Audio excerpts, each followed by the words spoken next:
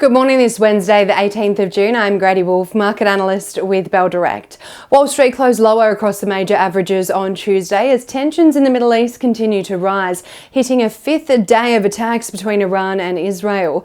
The Dow Jones lost 0.7%, the S&P 500 fell 0.84%, and the tech-heavy Nasdaq ended the day down 0.91%.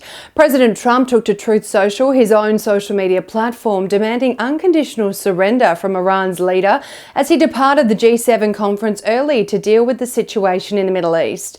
In Europe overnight, markets in the region fell as the Israel-Iran conflict continues. The STOXX 600 fell 0.8%, Germany's DAX lost 1%, the French CAC fell 0.8%, and in the UK, the FTSE 100 ended the day down 0.5%.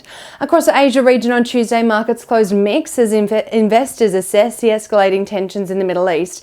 Lingering uncertainty and rising energy costs are weighing on global investor sentiment right now due to the conflict, at the same time where volatility and uncertainty are already heightened due to US tariffs and global tensions rising on the trade front. Japan's Nikkei added 0.6%, China's CSI index closed flat, Hong Kong's Seng lost 0.34%, and South Korea's Kospi index ended the day up 0.12% on Tuesday. The local market started the new trading week virtually flat with a 0.01% gain on Monday before seesawing between positive and negative on Tuesday, only to close the day down 0.08% as investors reacted to the escalating tensions in the Middle East and Trump urging for Tehran's evacuation amid the Iran-Israel attacks. Volatility, rising geopolitical tensions, and macro and market uncertainty have been the core drivers of market movements in recent times, weighing on investor sentiment.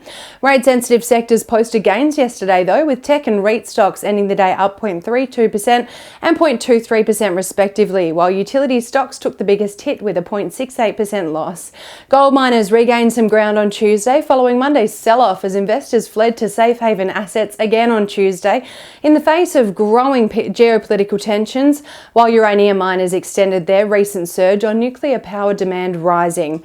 On the commodities front this morning, oil continues to climb, trading up 4.6% at $75.06 a barrel. Gold is up 0.2% at $3,390 per ounce, and iron ore is down 0.16% at $95.23 a tonne. The Australian dollar has weakened against the greenback to buy 64.7 US cents, 93.96 Japanese yen, 47.79 British pence, and 1 New Zealand dollar and 8 cents.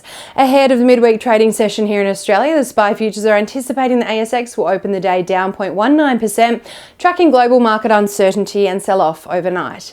And now let's dive into some trading ideas for your consideration today. Bell Potter has increased a 12-month price target on IVE Group following the company's investor strategy session where it upgraded guidance for FY25 for underlying NPAT to come in around $50 million, representing a 4.7% upgrade driven by margin expansion. And Trading Central has identified a bearish signal on Lendlease following the formation of a pattern over a period of 21 days, which is roughly the same amount of time the share price may fall from the close of $5.55 to the range of $5.20 to $5.26, according to standard principles of technical analysis.